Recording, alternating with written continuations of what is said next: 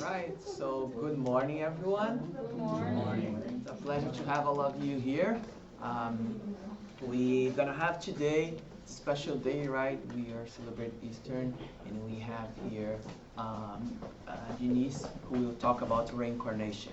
So Easter represents for us the renewal, starting over, and reincarnation is the topic for today. But before that, we're gonna have Olivia doing the initial reading, and Teresa doing the initial prayer. Thank you, everyone. Good morning, everyone. So, the initial reading is from the book Happy Life by Divaldo Pereira Franco and Joana Georges. Patience is a virtue which will help you acquire the goods of the body, soul, and society. It teaches us how to wait when we cannot immediately get what we want. Never be irritated. Patience will help you overcome everything.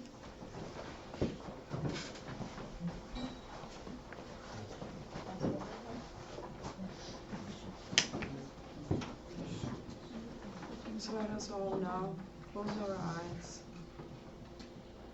Let's be connected with God, our Creator, Jesus, our Master, the good spirits here present, and let this bright light that shines over us to go through our hearts, our minds, so we can open ourselves for the teachings that we're going to be receiving today.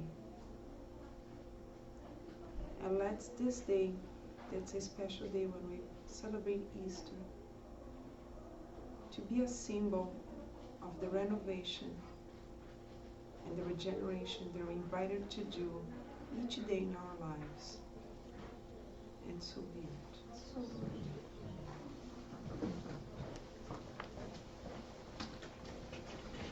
Good morning, everyone. Good morning.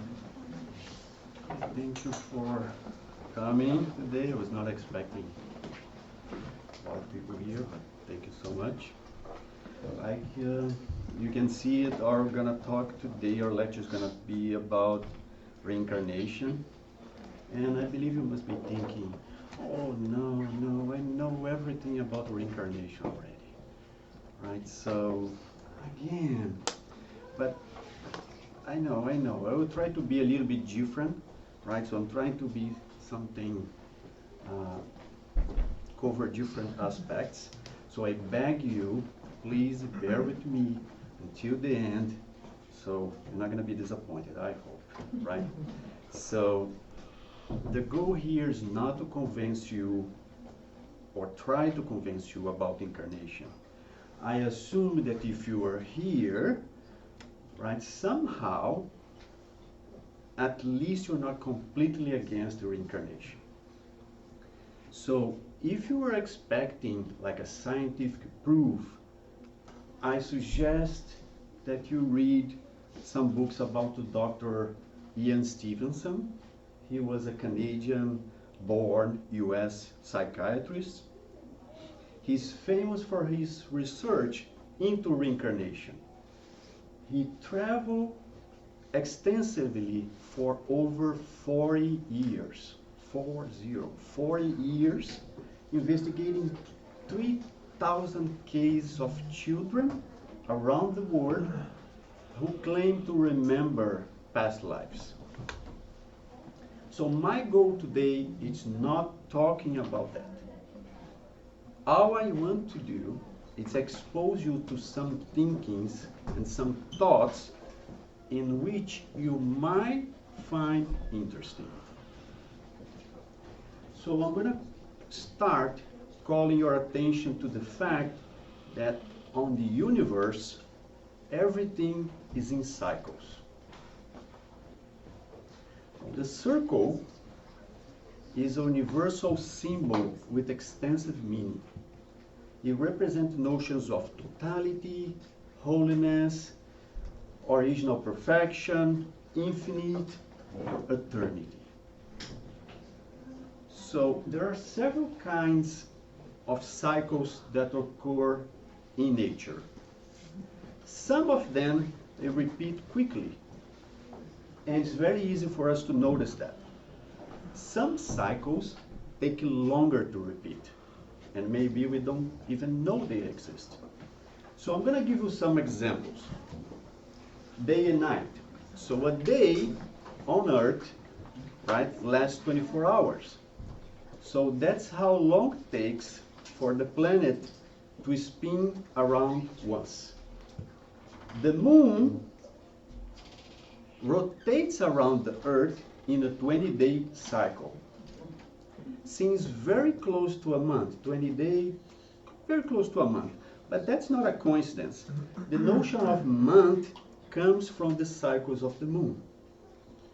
Right? In fact, the word moon and the word month, they have the same root in Old English. So they are exactly the same word. So while most of people think about pregnancy being around 9 months long, in reality, pregnancy is equal to 280 days, right? Or 10 lunar months. So our planet and our other planets that we call our solar system, they orbit the sun. So one complete orbit of Earth around the sun take around 365 days. Around, right? 1 year. And we can easily see that through our seasons. We know that our solar system is part of a galaxy called Milky Way Galaxy, or Via Láctea, like we call in Brazil, right? And yes, the solar system orbits around the galaxy. And it takes the entire solar system to round the center of a galaxy around 230 million years. So to make one completely orbit around the Milky Way. So, and of course, we cannot see that happening in one life. So, we also know the Milky Way is one of the galaxies of many in the known universe. So, yes, the Milky Way rotates around something too. But I think you got the point here. What I'm trying to say here is this. Since everything in nature is in cycles, why our lives are different? Why our life is different than the rest? Guess what? It's not.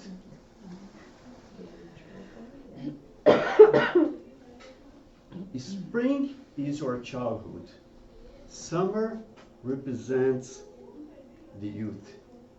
Manhood is kind of a fall, and when we reach the old age is the winter.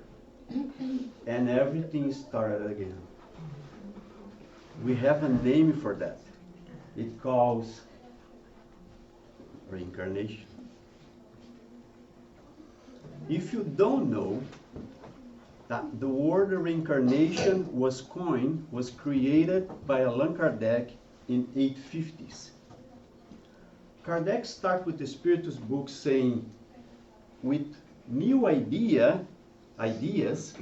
new words are needed to avoid confusion of understanding. Kardec was very mindful about this. Kardec was an educator. He was a genius. He was very careful with his words. So when he created the word reincarnation, it was to indicate to the return into the flesh. So it's back to do it again. Inside, carne comes to the Latin flesh, and Asian is action, is the process, right? So reincarnation means to go back into the flesh. So if the word was invented by Kardec in 850s, can you possibly see it before 850s? Do you think we're going to find the word reincarnation in any text before 850s? You shouldn't. You shouldn't. Unless the text has been modified since the 850s. But you see my point here. My point is, if you're looking back and looking for the word reincarnation in the Bible, you'll not find it. You will not find it, or you should not find it. And yet, the concept of reincarnation goes against the Orthodox Church doctrine. So there is a conspiracy theory that says that all written evidence for reincarnation in the early Christian teachings and in the Bible, they was deliberate, suppressed, deleted by the Catholic Church. Again, I'm not going to enter in this discussion. It's not our goal today. But it cannot be denied that the Church's habit of deleting or forgetting the things that contradict their teachings. So I'm not saying here that I agree or disagree, that is true or false. I'm just saying that it's out there. But what you do see in the Old Testament, not changing.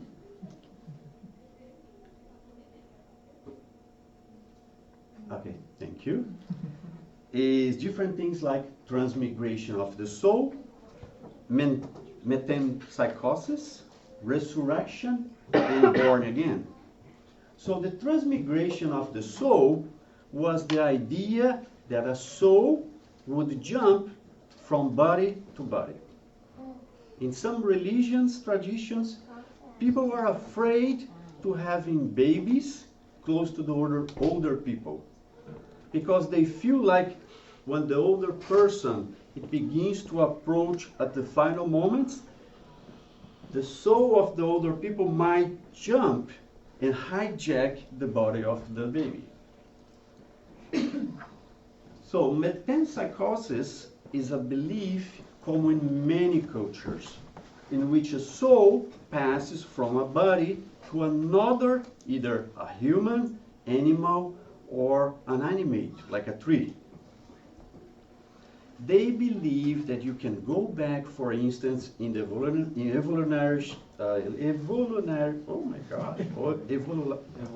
evolutionary sense, thank you. It means that you are a human now, but in the next life you can be a cow. Resurrection is literally the revival. So you would come back.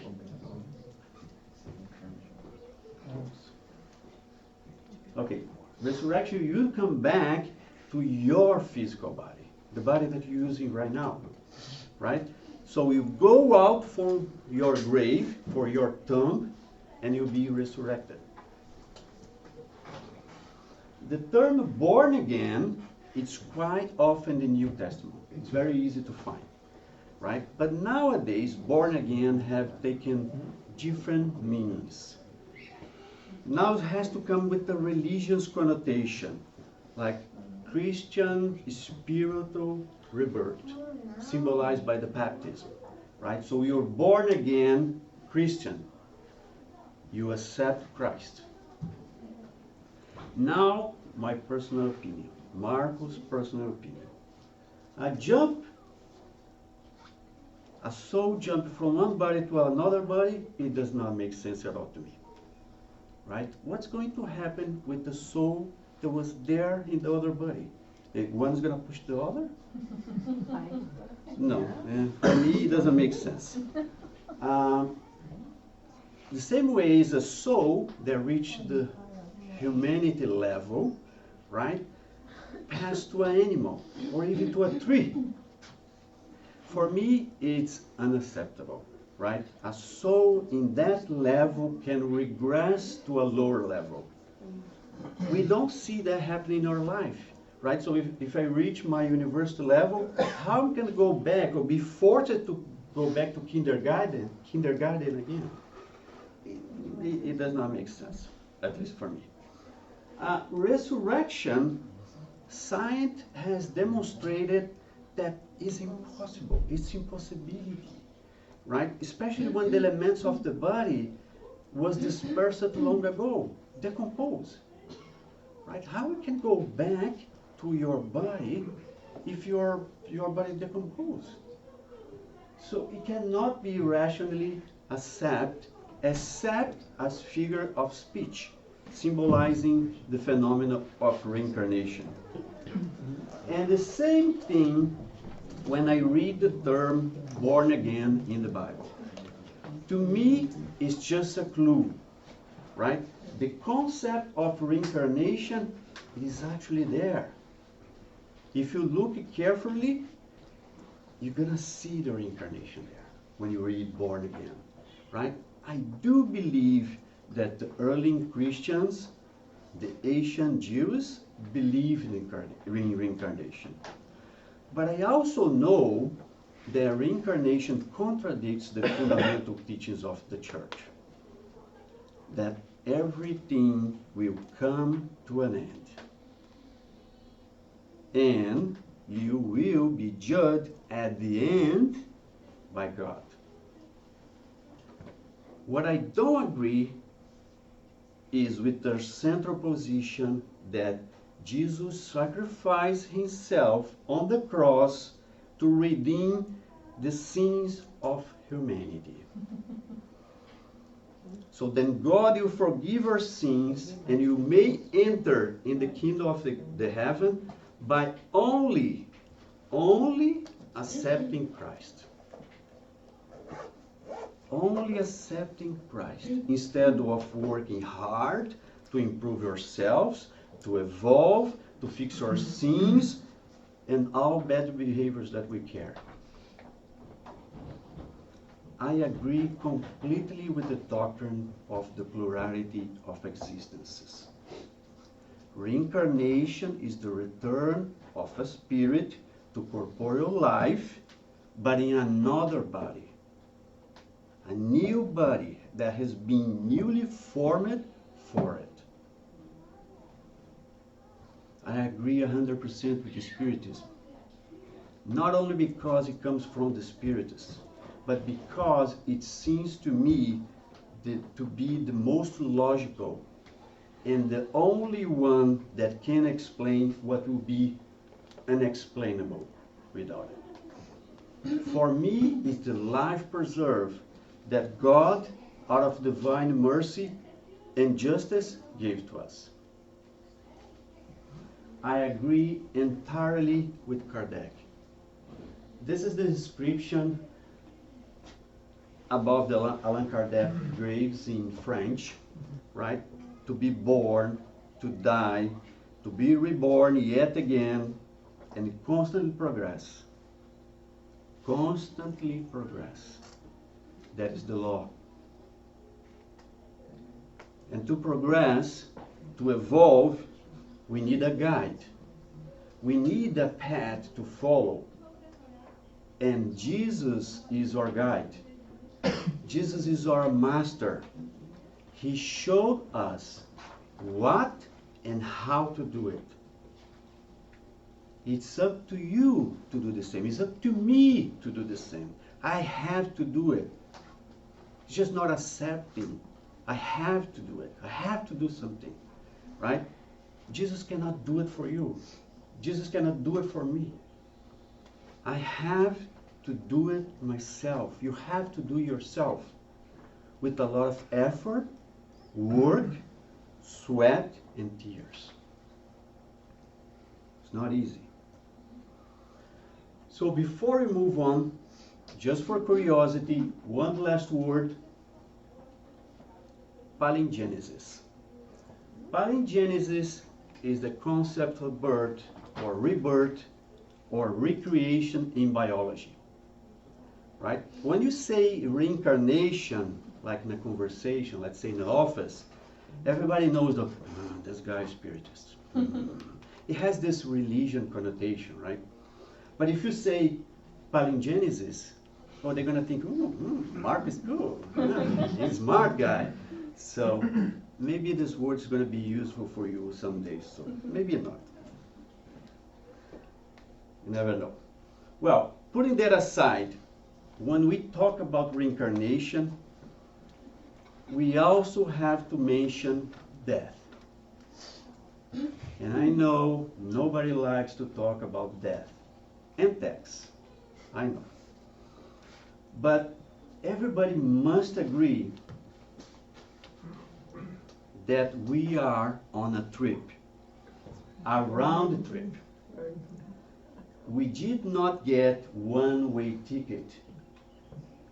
It's a round trip ticket. Those are mine. Thank God I cannot see the return date.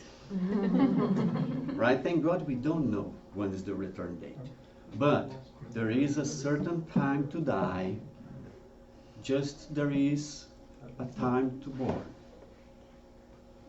Unless we do some stupidity and remark or return ticket to an early date. And we do, more frequently than you think. Right? So there is some research that every 4 seconds there's someone committing suicide now. So what I'm trying to show you here is, you cannot see it. Deep Clay, can you try to scroll this a little bit up?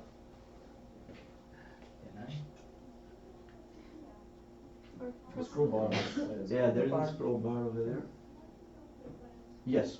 No, a little bit down. Yeah, no. Up, up. What I want to show is the part, no, a little bit up. But one more. Yeah, perfect. That way. That way. Yes, exactly. So, what I want to show is this. We are here. You can be calm, don't worry about it, but we are here, we're going to die. Right? So, there is no way to escape that. It's just a matter of order. Maybe my time will be 1 hour from now, maybe tomorrow, maybe 1 year from now, maybe 10 years, 100 years. I don't know, but it's going to happen. Okay? And it's going to happen for you guys too. Don't worry about it. And if you're curious to know who is going to go first, Marcio has the list, and you can check that at the end of the lecture. Right? But what I want to show you here is this. Right now, in this exactly moment, what I'm talking about, there are people leaving us. There are people going back to the spiritual world. A lot, like you can see just today, right? But the good news is, there is a lot of people coming back too. And it looks like there is more coming than actually the ones that are leaving. The only problem about this is this big lie which is being pushed down our throats, right, by materialism. And this big lie is this: you die. Nobody dies. No one ever really gone. Believe or not in reincarnation, accept or reject it, no one will escape it by merely believing the opposite. That's what I want to talk about today. I want to talk about the book. Now I think you have to put the focus back here. Yes, I want to talk about the book Nosso Lar. More specifically, the chapter 47, Laura's Return. To be fair with the ones that did not read the book or saw the movie, or even if you saw the movie or read the book, I think showing a quick recap will be very valuable, right? I promise it will not take too long. But André Luiz,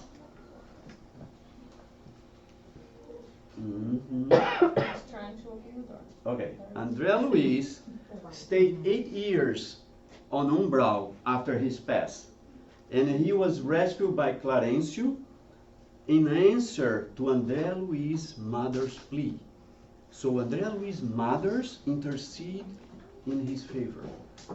On the book, it mentioned that Clarencio asked for two companions to help, but in the movie you can see they are Tobias and Lysias. So André Luiz was taken to Nosso Lar, and let's stop changing. Okay, I'll help you here. Okay, yeah. Nosso Lar is a seat of transition in the spiritual spheres, and Nosso Lar is very close to the city of Rio de Janeiro, Brazil. And the colony purpose is labor and learning. So there is no angels in the cloud, just listen some music and doing nothing. Right? All souls in Nosso Lar assume numerous obligations, preparing them for either to return to the planet or to ascend to the higher spheres. Nosso Lar is, let's see if it works this way. Yes. Nosso Lar is divided into 6 ministries and each under direction of 12 ministries. There are ministries of communication, regeneration, elucidation, assistance, divine union, and elevation. And Clarencio, oops, go back one.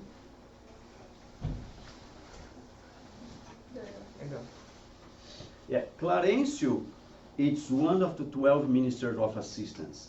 And Luisa is André Luiz's mother, right? She does not live in Nosso Lar. She lives in the higher realms. So she's a high elevated spirit. Again, okay, perfect. Lysias is a male nurse from the health services of the Minister of Assistance, and he took care of André Luiz in the hospital under Clarencio's supervision. When André Luiz was discharged from the hospital after completing his treatment, let's see if it changed now. No? Tell me when, I'll move it for you. Okay, now, yes. Thank you. Lysias hosts André Luiz in his family house. Yes, you heard right. House. A house in the spiritual city. So that was André Luiz's first contact with domestic organization in Nosso Lar. Houses in general represent a common property in Nosso Lar, right? And they are under the control of the government center. However, each spiritual family may earn the right to acquire one home, no more than one home, by presenting 30,000 hour bonuses. So our bonus is not kind of a money per se in the spiritual world, right? But it's an individual right, not transferable, that needs to be earned through work. So we have to work. Not gonna be there, just listening music, doing nothing, idle. No, you have to work. So everyone cooperates in improving the public welfare in Nosso Lar. The life of the community depends on it. However, only the one that works, they acquire certain rights. So for example, our Spiritists, they receive basic lodging. But only the ones that contribute, only the ones that work and collect our bonuses may own a private house.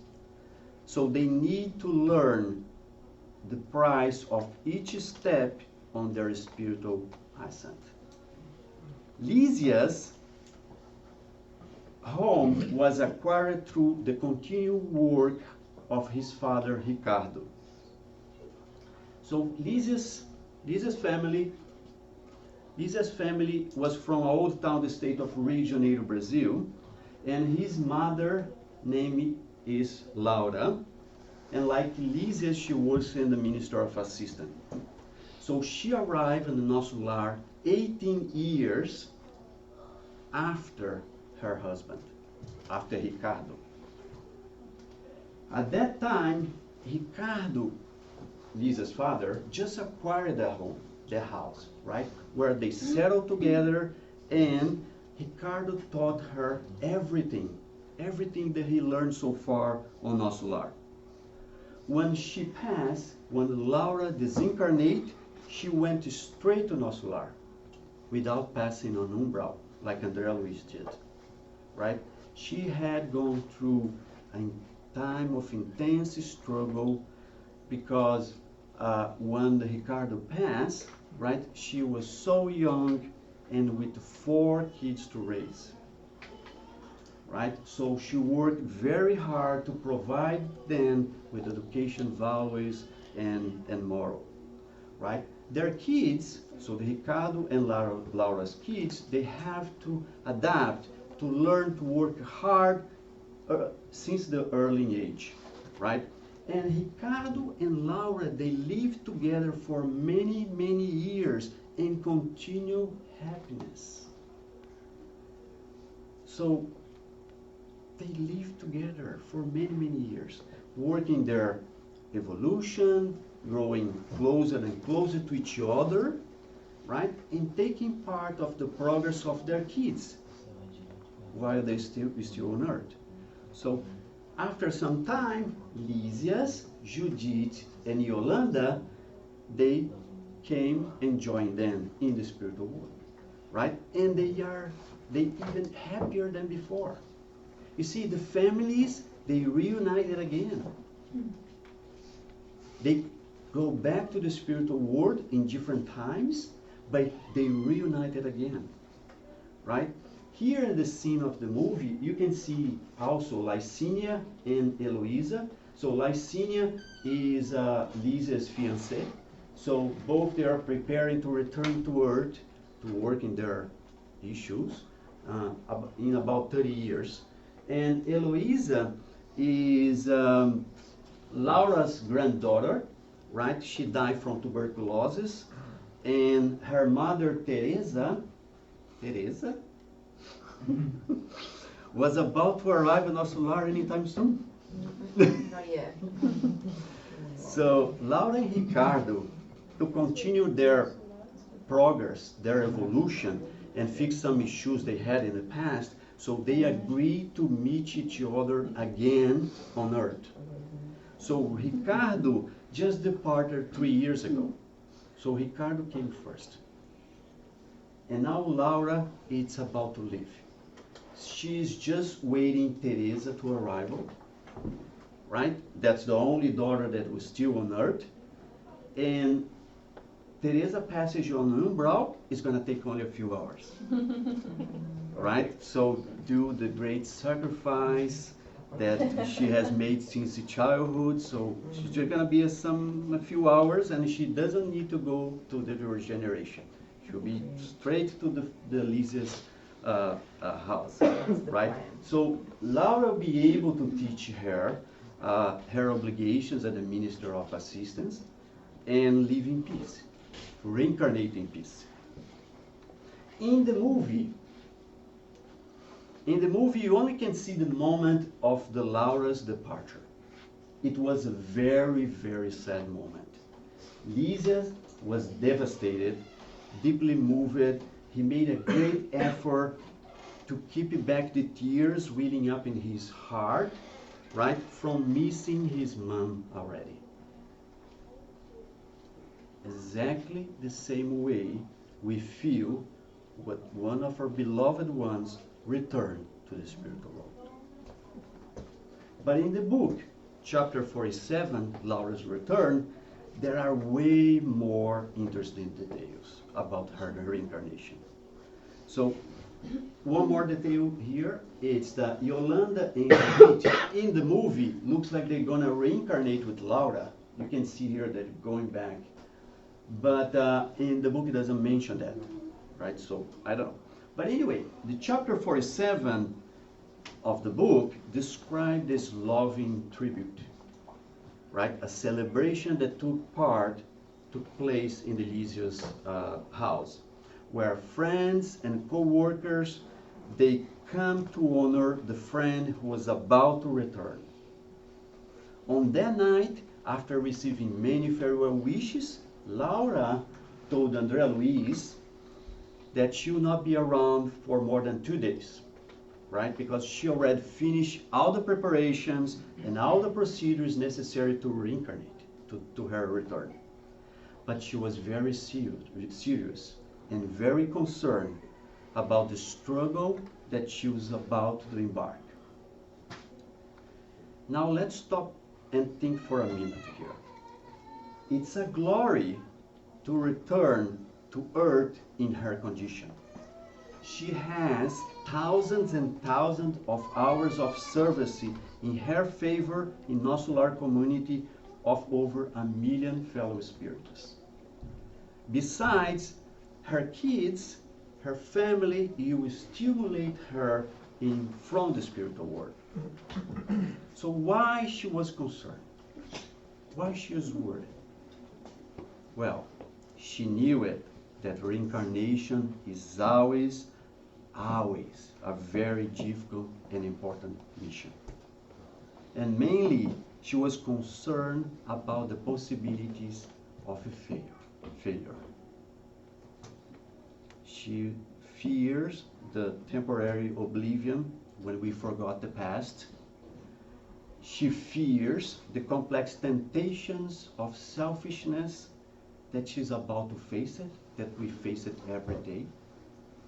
She fears the old weakness that might resurface to her thoughts, exactly like we have here all the time. This is exactly the same fear felt Antonius. On the book Renunciation, he tried to warn Alcyone. Alcyone is a pure spirit, right? Working in Sirius. She's not in Earth anymore, in Sirius. She decided to reincarnate on Earth to help her beloved Pollux, or Carlos, right? Pollux is a spirit which had fallen and failed so many times, like any one of us here. And Pollux was about to reincarnate with the task of redemption and spiritual growth. By the way, if you didn't read the book, right, chapter 1 is the moment that Alcyone visited Pollux right before his reincarnation. Right? It's beautiful, beautiful. It's really, really hard to not cry when you read that. It's excellent. So, Alcyone told Antonius that what she's going to do. And Antonius told her, oh, wait a minute, why are you going to take this risk? You don't need it anymore. You are a pure spirit. You don't need to reincarnate. Right?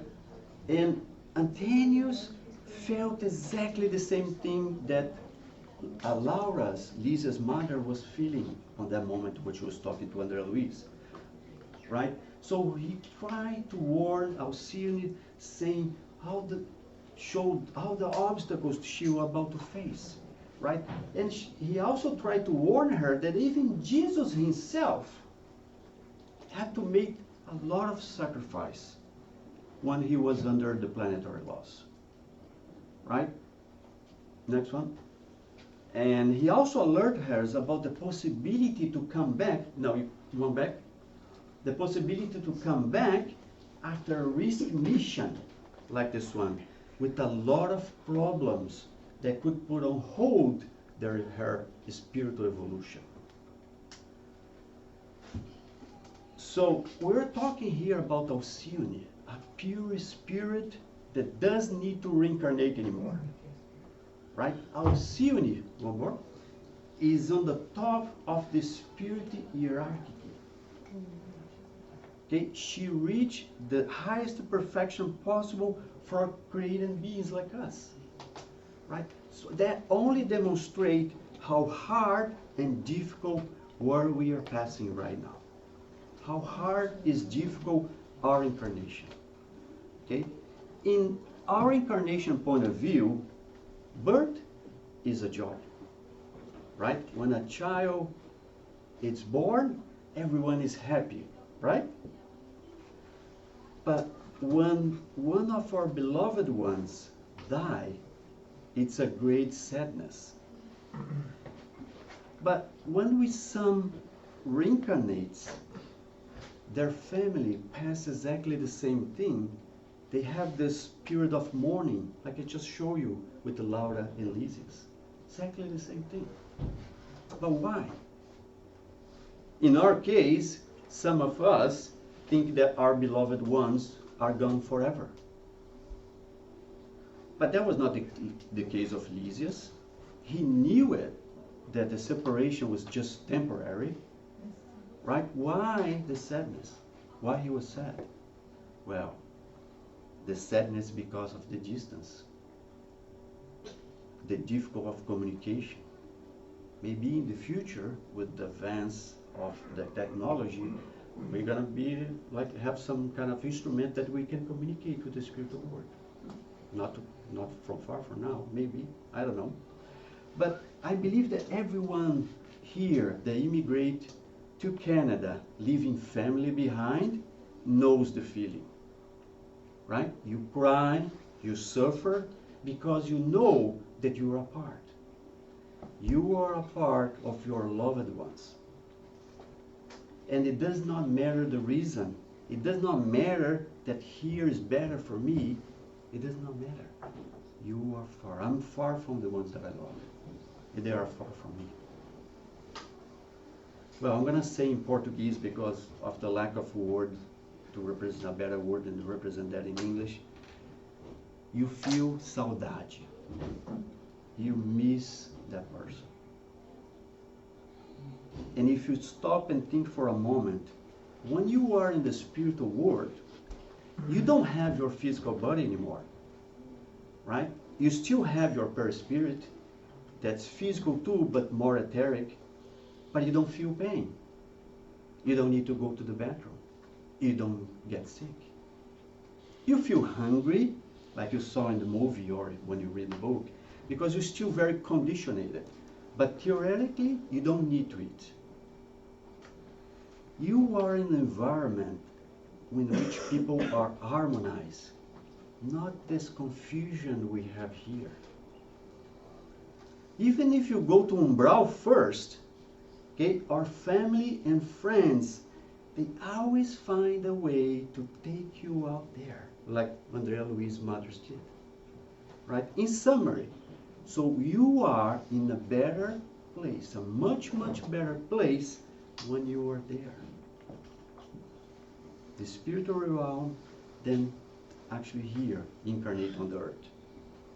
So Lysias, he was sad because the distance, but he knows also that his mother is going to feel pain, is going to suffer. She'll have to face a lot of issues, a lot of difficulties, but she needs to pass that thing, right? She has to face in order to evolve. So when we are born, we die for the ones in the spiritual world. And when we die here on earth, we are born in the other side. That's the circle of life. If you had the opportunity to read the book, one more, Works of Life Eternal, which explain,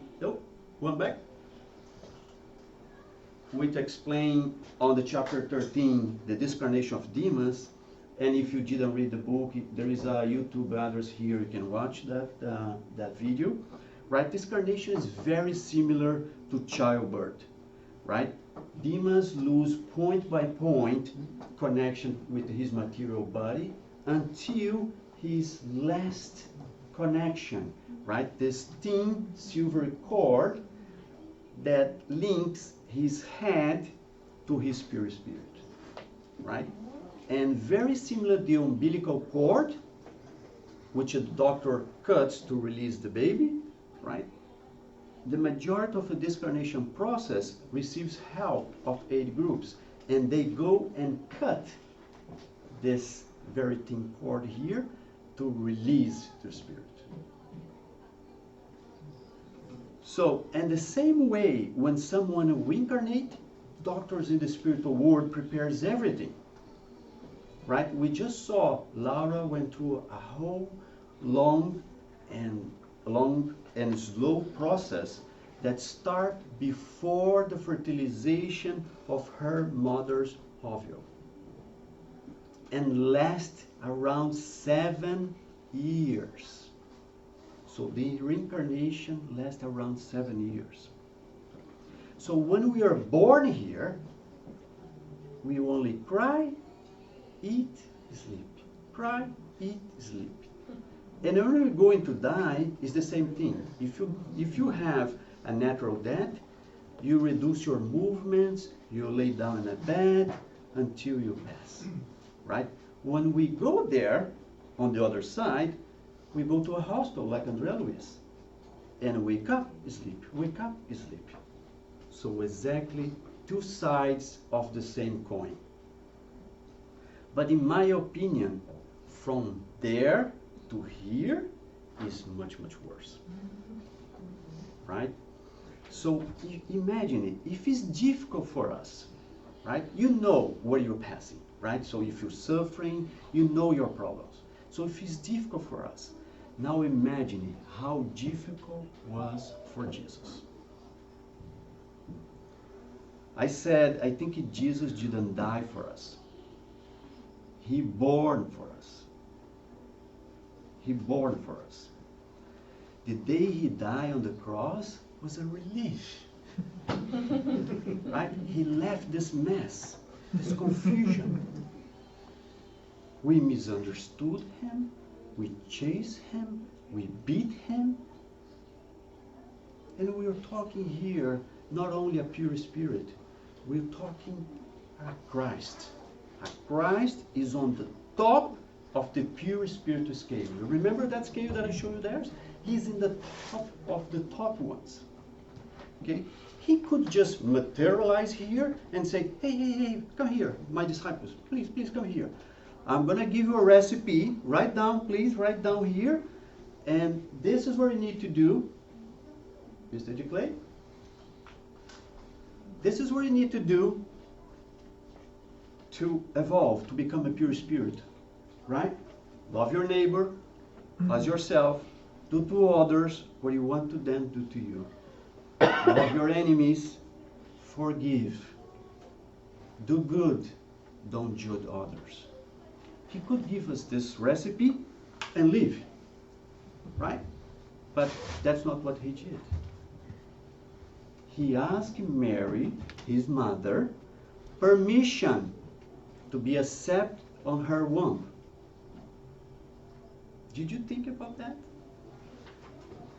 Our spiritual governor, the purest being that has ever walked here on earth, that coming with the mission to bring the gospel to all of us, right? He come with the mission to be the model and the guide of the humankind. He had to ask permission to a woman to not only be on her womb, but that she need to take care of him, feed him, clean him, protect him for years and years. So every time that you feel superior, every time that you feel better than someone else, and I'm talking about pride, just think about that. So recap. What is the most important lesson that we learn from that, Luis? That is an obscure game of illusion. The first illusion we have, that is death, it puts an end on everything. We go from cradle to grave or from womb to tomb, but life never ends. What dies is our body, our vest, this cloth here. Right? The first illusion that death kills is that we die. When we believe, when we have the absolute certainty of the immortality of the soul, we're going to feel the desire to change, to be a better person, to make this world here a better place to live. The second illusion that death kills is the illusion that when we die, we'll find something completely different than we live here. The spiritual world, it's not a copy of earth. It's the opposite, right? We try to copy everything that you remember, what we have remembered more or less when we are there, the other side, and we try to replicate it here. And more, there is no magic that transforms people when they have died. No magic. 1 second after your death, you'll be exactly the same person than before. Exactly the same one. So someone who during his life has used also his potential to harm others, okay, will continue to hurt others after he passes. And someone who dedicated his life or her life to help people, as soon he or she disincarnate or leave her body, through that will continue to do good, to help others. So that does not change our essence. What changes our essence is our desire to change, our inner transformation. And this is spiritual renewal, we must do it here. We born it to do it here. And that leads us to the third illusion that kills. The third illusion is the time pass in vain. Okay? We think time is endless. In a sense it is, because we are eternal. But this moment here is unique. What you living here right now, it will not repeat itself. For sure, we're going to have other opportunities. But if you don't take advantage of this moment, you will lose it forever. So every second counts. Please don't waste it. So I would like to wrap this lecture saying that none of us are here by chance. Okay? And nobody is alone. There are other hearts that love you deeply, no matter where they are. They could be crossing the ocean, could be in another level. But they are crying and they smile every time you cry, every time you smile. They follow you, they support you. They are hoping that you have the dignity to fulfill this incarnation, your mission. Okay? They are praying for you to do different this time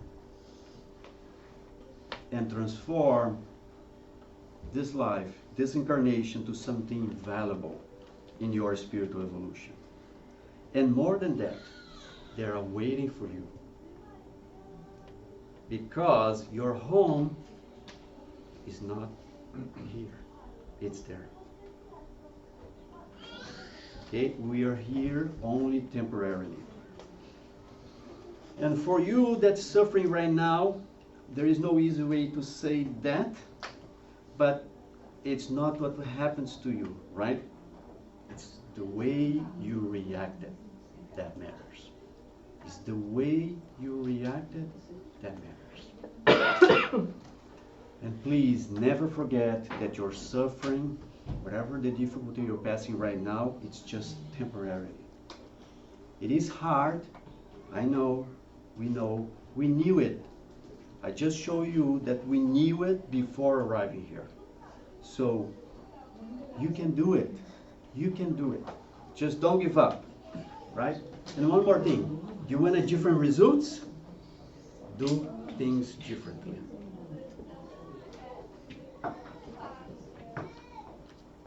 One life, one act, one body, one garment, one century, one day, one task, one experience, one triumph, one acquisition, one death, one breath of renewal. One more. How many lives, how many bodies, how many centuries, how many tasks, how many triumphs, and how many deaths do we still need it? Thank you for your attention.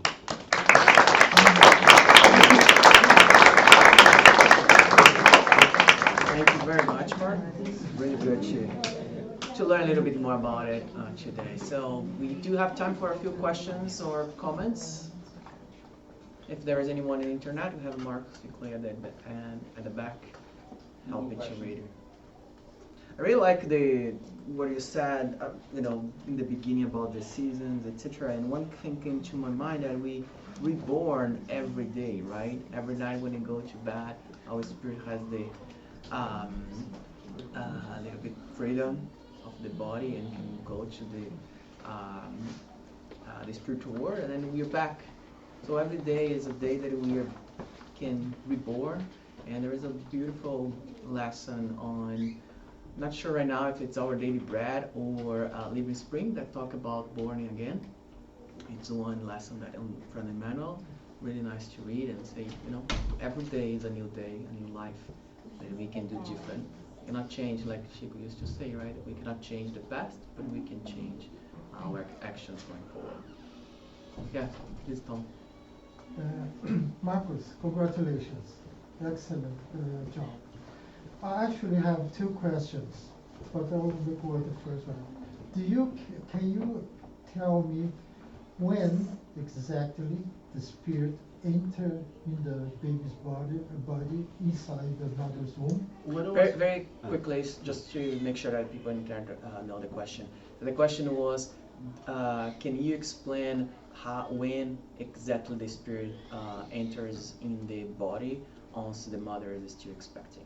Yeah, when I was preparing this lecture, I started looking everywhere, right? So, and I believe it was in Genesis, this one here, that Kardec explained a little bit how each cell, each part of the perispirits get connected, but I don't remember seeing any part saying that when exactly that happened. I know that happens before, all the preparations before actually the conception occurs, because we need to get the father and mother to be together, and they have to agree to have a sexual intercourse to actually that happens, right? So, and then this whole process, it's way bigger. I don't know exactly when that starts, but I know it's everything, like I said, is not by just chance. It's everything, it's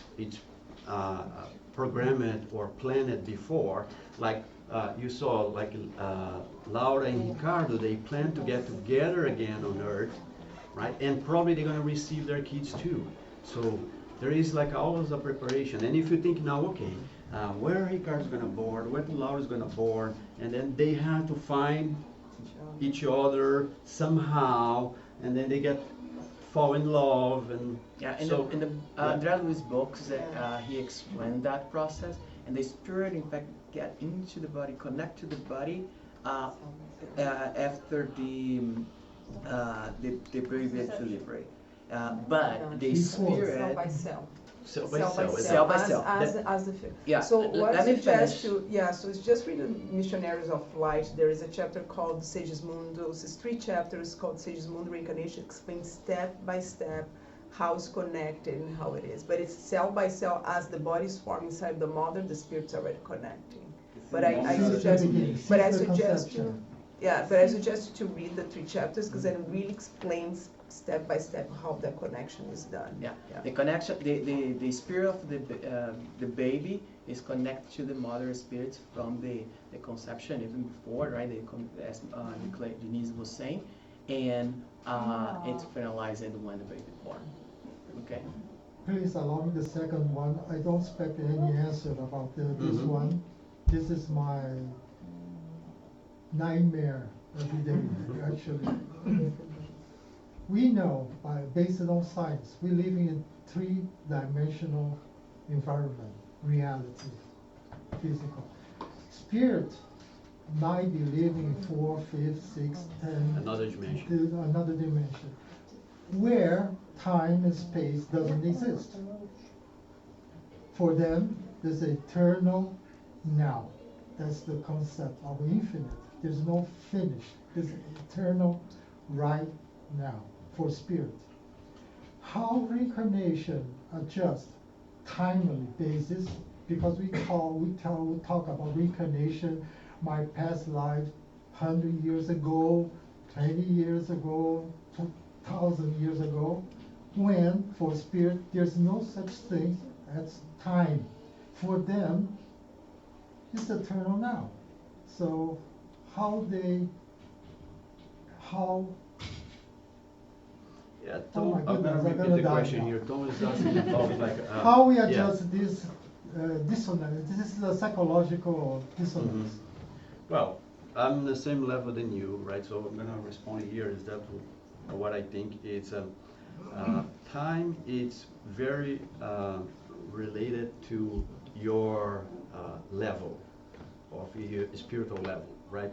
So you can see nosso lar was very close to Earth, so was like the first place that they go when they disincarnate. And they do have the concept of time there. So initially they told André Luiz that he was in the umbral for 8 years, right? They do count time there. But I believe that when you go to start going up in that scale, the spiritual hierarchy, then when time becomes like completely irrelevant. So God, for example, God was never created. So if you think about that, well, was not never created, because if you're trying to use our mentality about putting time on God, and it's a completely different concept. At least I think we're not in the level to understand the concept of time. I think when you start like going up in the hierarchical level, when you become like more pure spiritist thing, and then we start like comprehend the thing a little bit better. But Thank you. that's what I can say. Do you know something like that? Yeah. When we disconnect, we're gonna perceive time in a way that we, Yeah. exactly what you said, that we know. So for me, in my level of evolution, when I disconnect, I will still count by days and years, because that's what I Yeah. understand. As it evolves, our spirit can see time in a completely different way. But And- each spirit's gonna perceive time, even in the spiritual realm, exactly in the way that they can perceive it. They have enough moral and intellectual capacity to understand. So we still could keep counting time in the same way that we count in here, because that's what we can perceive, that's what we can And understand. Kardec asked some questions in the spiritual book to the spirit, to saying, okay, the spirits can see the future, right? And then the spiritual answer like, well, it depends of your level, right? So when you're like a pure spirit, you can predict, not predict, but you can foresee what's going to happen there. Or at least you are in the soul level position that you can see, okay, this guy is coming this direction, this guy is coming this direction, they're going to hit each other right there, right? So it's not kind of predicting the future, it's just realizing that what's going to happen. And I think it also depends on Now all the laws that we have, right, the God's laws, we can start to put things together and, okay, I know what I'm doing right now. I know what the consequence will be, right? Not exactly, but what are going to happen, but we know the consequence of our actions, right?